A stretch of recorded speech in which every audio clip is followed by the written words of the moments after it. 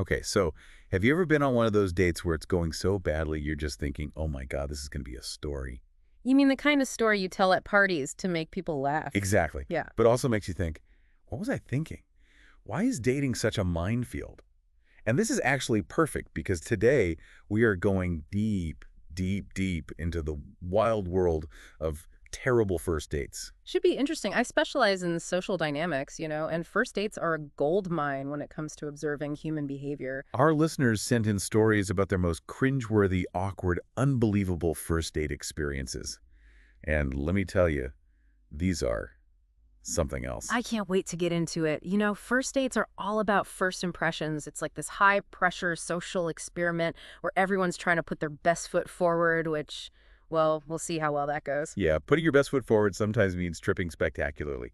To set the stage here, imagine this. You're on a date, and the person across the table whips out a photo album. Okay, that's pretty standard. Who doesn't love looking at photos? Right, but not just any photo album. This one's dedicated entirely to their pet iguana, dressed Yeah. up in different outfits. Oh, okay, that's a little much. A little niche for a first date, maybe. And then there was this gem.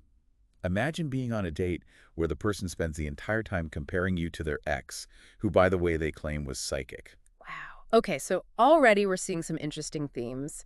The need for validation, the struggle to read social cues, the maybe not so subtle art of trying to make someone jealous. Fascinating. And those are just the tip of the iceberg. We're about to dive into the really unforgettable stuff. Are you ready for the Hall of Fame of dating disasters? Hit me. Okay, story number one. Imagine this.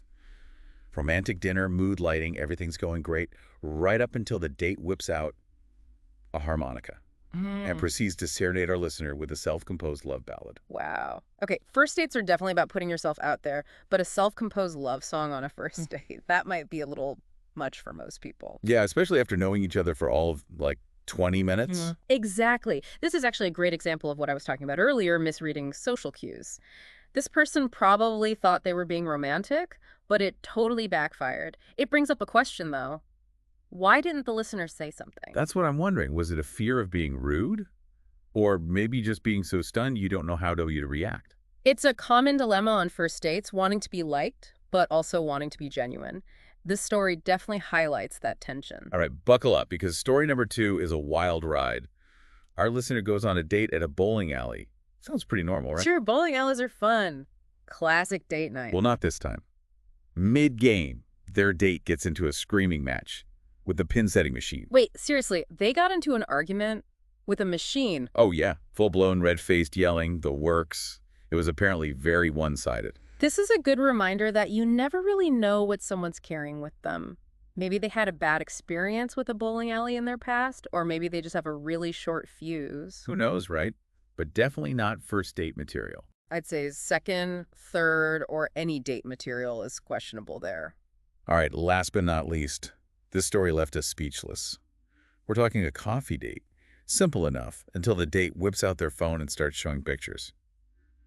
But not of family, friends, or vacation. Don't tell me. Another iguana. Nope, even worse.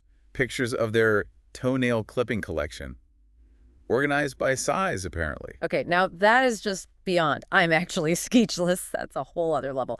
I have to wonder what's going on there. What possesses someone to think, yeah, this is what will impress them? It's truly mind-boggling.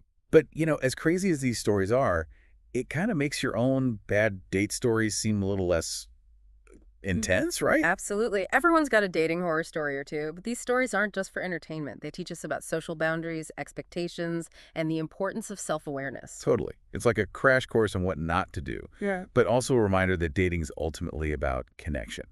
And sometimes you have to wade through some seriously weird stuff to find it. I think that's a great takeaway. Don't be afraid to put yourself out there, even if it means risking a bad date story. After all, some of the most awkward experiences can lead to the most meaningful connections. So next time you're dreading going on a date, just remember, it could be worse. You could be the person listening to a harmonica serenade or looking at a stranger's toenail clippings. And hey, if all else fails, at least you'll have a good story for your friends. Exactly. And who knows, maybe one day we'll even feature your story on the show.